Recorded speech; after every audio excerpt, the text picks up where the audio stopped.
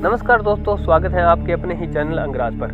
तो आज बात करने वाले हैं कि महाभारत के युद्ध में वैसे तो बहुत सारे योद्धा हुए, लेकिन जब कौरव पक्ष के योद्धाओं से पूछा गया कि कौन कितने दिन में युद्ध समाप्त कर सकता है तो उन्होंने क्या कहा, तो जानिए इस वीडियो में। इससे पहले आपने हमारा यूट्यूब चैनल सब्सक्राइब नहीं किया, सब्सक्राइब कर लें, साथ ही घंटी के आइकन को ऑल पे सिलेक्ट कर लें। तो बात तब की है दोस्तों जब महाभारत का युद्ध स्टार्ट ही होने वाला था और दुर्योधन ने अपने पक्ष के योद्धाओं से पूछा कि आप बताइए कि ये युद्ध अकेले आप कितने दिन में समाप्त कर सकते हैं। तो सबसे पहले भीष्म पितामह से पूछा गया, तो पितामह ने कुछ इस प्रकार जवाब दिया कि वैसे तो मैं अगर साधारण बाणों का प्रयोग करूं तो इसमें काफ़ी टाइम लग सकता है, लेकिन अगर मैं दिव्यास्त्रों का प्रयोग करूं, अपने महाभयंकर अस्त्रों का प्रयोग करूं तो ये युद्ध सिर्फ 1 मास में मैं समाप्त कर सकता हूं। फिर गुरु द्रोण से पूछा तो गुरु द्रोण ने ही कुछ इसी प्रकार का जवाब दिया था कि अगर मैं दिव्यास्त्रों का प्रयोग करूं तो ये युद्ध कुछ 1 मास में समाप्त कर सकता हूं।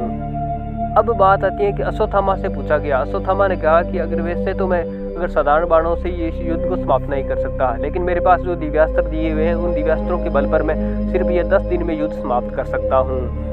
अब दुर्योधन ने अपने चहीते मित्र कर्ण से पूछा, तो कर्ण ने इस प्रकार जवाब दिया कि मैं अपने दिव्यास्त्रों का प्रयोग करूं और महाभयंकर प्रचंड अस्त्रों का प्रयोग करूं तो इस युद्ध को मैं सिर्फ 5 दिन में अकेले समाप्त कर सकता हूं। इस बात को सुनकर युधिष्ठिर बहुत ही व्याकुल हो उठे और अर्जुन से पूछा कि हे अर्जुन, आप बताओ आप ये युद्ध कितने दिन में समाप्त कर सकते हो।